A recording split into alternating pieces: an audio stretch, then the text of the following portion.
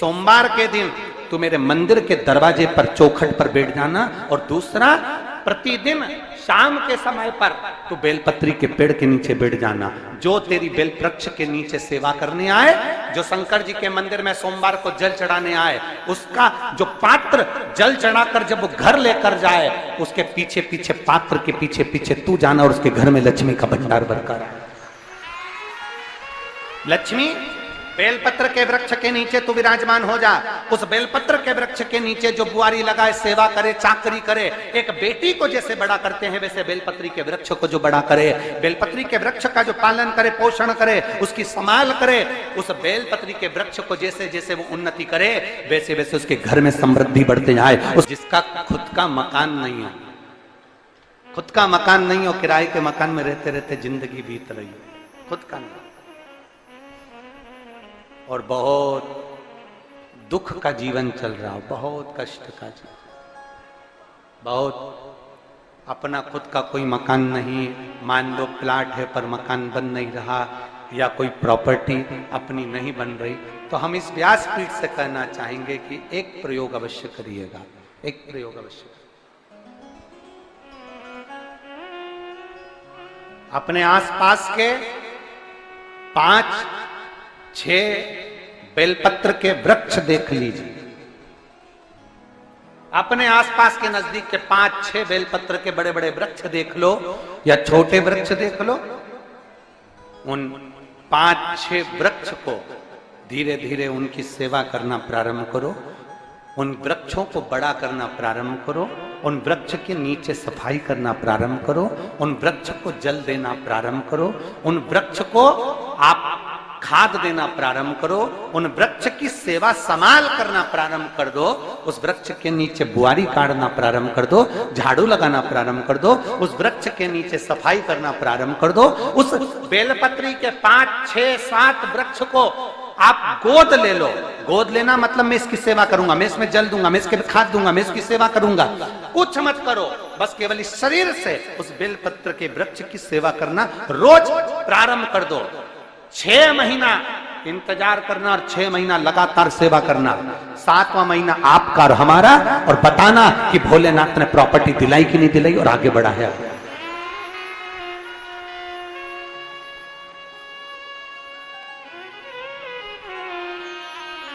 एक बेलपत्र का वृक्ष जिसके नीचे माता लक्ष्मी विराजमान होती है, एक बेलपत्र के वृक्ष के नीचे लक्ष्मी रहती है। दुनिया के लोग कहते हैं लक्ष्मी जी का दिन कौन सा है, बोलो जम के जल्दी से। शुक्रवार। दुनिया के लोग कहते हैं लक्ष्मी जी का दिन शुक्रवार है, पर माता लक्ष्मी से पूछा जाए कि तुम्हारी माता ख्याति देवी नारायण भगवान के साथ तुम्हारी शादी नहीं कर रही थी, शंकर को लक्ष्मी दे रही थी, तब तुमने भगवान शंकर से विनती करी, भोले बाबा मैं नारायण से प्रेम करती हूँ, भगवान नारायण से मेरा विवाह हो। तो माता ख्याति देवी से शंकर भगवान ने विनय कर कर कहा कि लक्ष्मी जी का विवाह नारायण के साथ कर दिया जाए। भगवान नारायण के साथ जब लक्ष्मी जी का विवाह हो गया, तब लक्ष्मी जी हाथ जोड़कर बोलती हैं, बाबा मेरा विवाह नारायण के साथ हो गया, पर मैं आपके चरणों की सेवा करना चाहती हूँ, बाबा आप कृपा करिए कि मैं क्या करूं आपके लिए। शंकर भगवान कहते हैं लक्ष्मी बस 2 चीजें कर दे, एक सोमवार के दिन तू मेरे मंदिर के दरवाजे पर चौखट पर बैठ जाना, और दूसरा प्रतिदिन शाम के समय पर तू बेलपत्री के पेड़ के नीचे बैठ जाना। जो तेरी बेल वृक्ष के नीचे सेवा करने आए, जो शंकर जी के मंदिर में सोमवार को जल चढ़ाने आए, उसका जो पात्र जल चढ़ाकर जब वो घर लेकर जाए, उसके पीछे पीछे पात्र के पीछे पीछे तू जाना और उसके घर में लक्ष्मी का भंडार भरकर आए।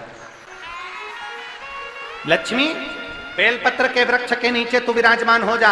उस बेलपत्र के वृक्ष के नीचे जो बुआरी लगाए, सेवा करे, चाकरी करे, एक बेटी को जैसे बड़ा करते हैं वैसे बेलपत्री के वृक्ष को जो बड़ा करे, बेलपत्री के वृक्ष का जो पालन करे, पोषण करे, उसकी संभाल करे, उस बेलपत्री के वृक्ष को जैसे जैसे वो उन्नति करे वैसे वैसे उसके घर में समृद्धि बढ़ते जाए, उसके घर में वैभव बढ़ते जाए। ये शंकर भगवान माता लक्ष्मी से करे, भगवान शिव माता लक्ष्मी से करे। तो भस्म, अगर शिव के मंदिर में भस्म मिल जाए, शंकर पर चढ़ी हुई भस्म अगर मिल जाए तो, और अगर भस्म ना मिले ना तो शंकर के जो शंकर भगवान का जो शिवलिंग है, शिवलिंग के आसपास में जो जलाधारी है, यहाँ अगर भस्म ना मिले तो इस जलाधारी पर अपना हाथ स्पर्श कर कर अपने तन पर उसको लगाकर जरूर आओ।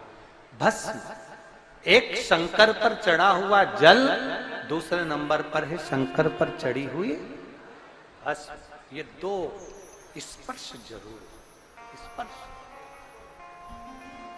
एक भस्म का एक बड़ा सुंदर चरित्र आता है।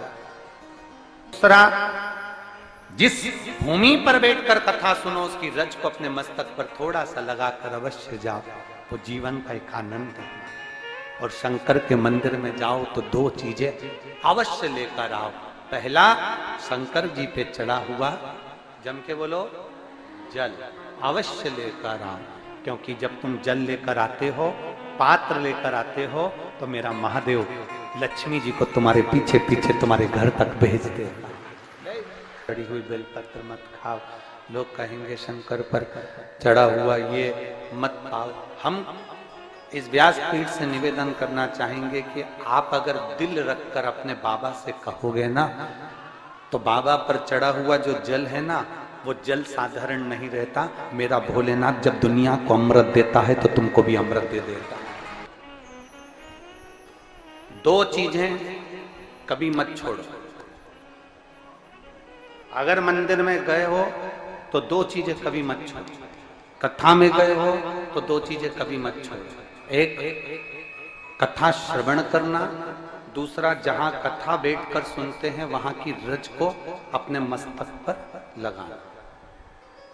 कथा सुनने के बाद आप यहां से जाओ, भले दरी बिछी है, आसन बिछा है, कारपेट बिछा है, उस पर अपना हाथ फेर कर उस रज को अपने मस्तक पर जरूर लगाओ। क्योंकि शिव पुराण में, भागवत पुराण में, स्कंद पुराण में, कुर्म पुराण में, नर्मदा पुराण में, लिंग पुराण में, नारद पुराण में, ब्रह्म वैवर्त पुराण में, जितनी भी पुराणे हैं, सब पुराणों में लिखा है कि जिस स्थान पर बैठकर हम भगवान की कथा को सुनते हैं, उनको याद करते हैं, जितनी देर हम उनको याद करते हैं उतनी देर वो परमात्मा उस स्थान पर बैठा हुआ रहता है। हाथ रखकर बोलना, शंकर भगवान से तुम्हारा रिश्ता कौन सा? शिव जी से आपका कौन सा रिश्ता?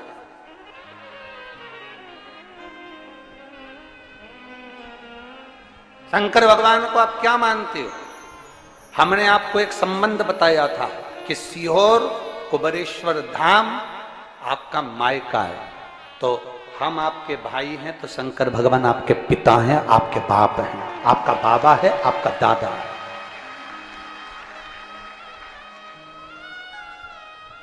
अब आपसे हम प्रश्न करें, उत्तर मेरी कुरुत की बहनें भी देंगी और मेरे जीजा उन भी देंगे और मेरी बेटियां और मेरे बेटे देंगे उत्तर। आपसे प्रश्न करें, अगर बेटी को दुख होगा तो क्या वो अपने बाप से नहीं कहेगी? बोलो तो जम के। बेटी को तकलीफ है, वो अपने बाप से ना कहेगी। बेटे को तकलीफ है तो वो अपने पिता से, अपनी मां से नहीं कहेगा, मम्मी मुझे ये तकलीफ है, पापा मुझे ये दुख है, मां मुझे ये तकलीफ है, पिताजी मुझे ये कष्ट है। क्या वो अपने माँ बाप से नहीं कहेंगे? क्या वो अपने माँ बाप से विनय नहीं करेंगे? और माँ, पिता, फिर उसके करीब में, उसके नजदीक में जो भी होता है वो माँ बाप निकाल कर उसको दे देते हैं, माता पिता उसको दे देते हैं। माता लोग कहते हैं कि शंकर जी पे चढ़ा हुआ जल मत पियो, लोग कह देते हैं शंकर जी पे चढ़ी हुई बेलपत्र मत खाओ।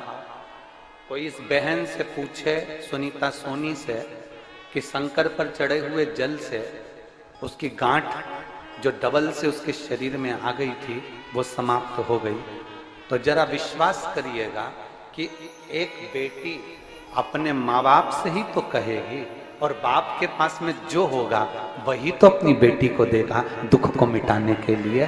तो मेरे शंकर भगवान के पास तो उसका चढ़ा हुआ जल है। दूसरा, जिस भूमि पर बैठकर कथा सुनो उसकी रज को अपने मस्तक पर थोड़ा सा लगाकर अवश्य जाओ, वो जीवन का एक आनंद है। और शंकर के मंदिर में जाओ तो दो चीजें अवश्य लेकर आओ। पहला, शंकर जी पे चढ़ा हुआ जम के बोलो, जल अवश्य लेकर आओ, क्योंकि जब तुम जल लेकर आते हो, पात्र लेकर आते हो, तो मेरा महादेव लक्ष्मी जी को तुम्हारे पीछे पीछे तुम्हारे घर तक भेज देगा। दो चीजें लेकर अवश्य आओ, और शिव पुराण में जाओ तो दो चीजें लेकर अवश्य जाओ। पहले नंबर पर शंकर की कथा और अपने अंदर विश्वास कि मेरे महादेव की मैंने कथा सुनी है, अब मैं भटकूंगी नहीं। सारी दुनिया में मैंने ठोकर खा ली, अब कहीं ठोकर नहीं खाऊंगी, अब तो दरवाजे पर महादेव के जाऊंगी, बाकी की कहीं। दूसरा, कथा में बैठी हूं बाबा के इस रज को, ये रज नहीं है, ये धूल नहीं है, ये मेरे बाबा के कैलाश 12 ज्योतिर्लिंग का चंदन है, इसको मस्तक चढ़ाऊंगी अपने हृदय से। लाते हो आप लोग? हाथ उठाओ जरा, रख लो, बहुत बढ़िया, प्रणाम आपको सभी को, नमन। 2 बूंद जल लेकर आओ, पल्ला नहीं पियो तो उस जल को अपने घर में छींट दो।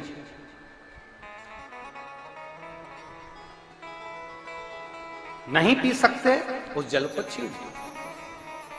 सारे घर के लोग नहीं पी रहे, उस जल को मटके में डाल दो, हंडे में डाल दो। 2 बूंद जल हंडे में डाला, सब पी गए। आपको अलग अलग किसी को देने की जरूरत नहीं पड़ी, किसी को नहीं। हंडे में डाल दो, मटके में डाल दो, सब उस पानी को पीना प्रारंभ।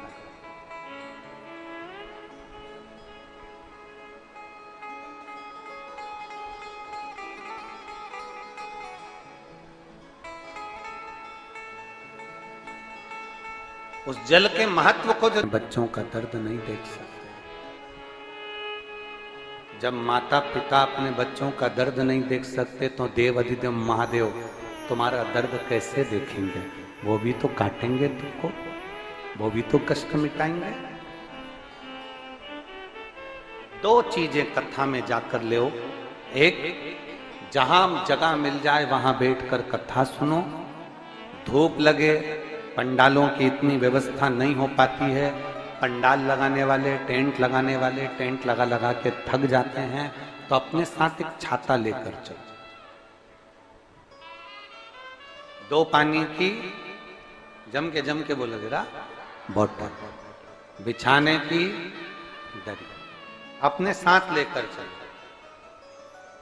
लोगों ने उमा महेश की कथा अपने जीवन में धारण करी कि नहीं करी वो हमको नहीं स्मरण है, पर एक बात का स्मरण करिएगा, ये जो कथा चल रही है ये गौरी शंकर चल रही है। इसके बाद में जो अमलेश्वर में कथा है वो कौन सी है? समर्पण शिव महापुराण कथा।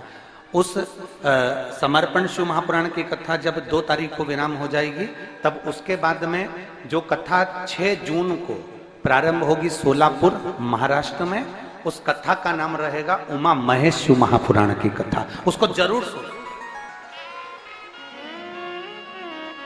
सोलापुर में जो 6 जून से कथा होगी उसका नाम उमा महेश शिव महापुराण। उसको सुनना, श्रवण करना, उसको धारण करना है।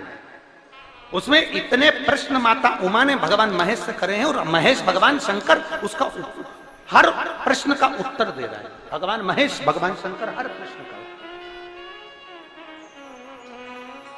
बाबा बोले माता उमा ने भगवान शिव जी से, महेश भगवान से, भगवान शंकर से करेंगे, बाबा भोलेनाथ जी बताओ, संसार में जन्म लेने वाले व्यक्ति के जीवन में उसके भाग्य में अगर सुख नहीं है, उसके भाग्य में खुशियां नहीं है, उसके भाग्य में कोई अच्छा है ही नहीं, तो वो जीव क्या करेगा?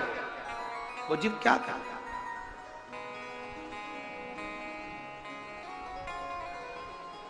भगवान शंकर कह रहे हैं, पार्वती, संसार में जन्म लेने वाला मनुष्य अगर उसके भाग्य में सुख नहीं, उसके भाग्य में अगर खुशियां नहीं है, उसके भाग्य में अगर सुख नहीं है, उसके भाग्य में अगर अच्छा नहीं है, पत्रिका दिखा ली सुख नहीं है, कार्य कर कर देख लिया सुख नहीं है, तकलीफ उसकी जिंदगी में चल ही चल रही है, तो भगवान शंकर कहते हैं, भगवान महेश कहते हैं, उमा, उस मनुष्य को दूसरे का अच्छा करना प्रारंभ कर देना चाहिए, तो उसकी अच्छाई अपने आप सामने आना प्रारंभ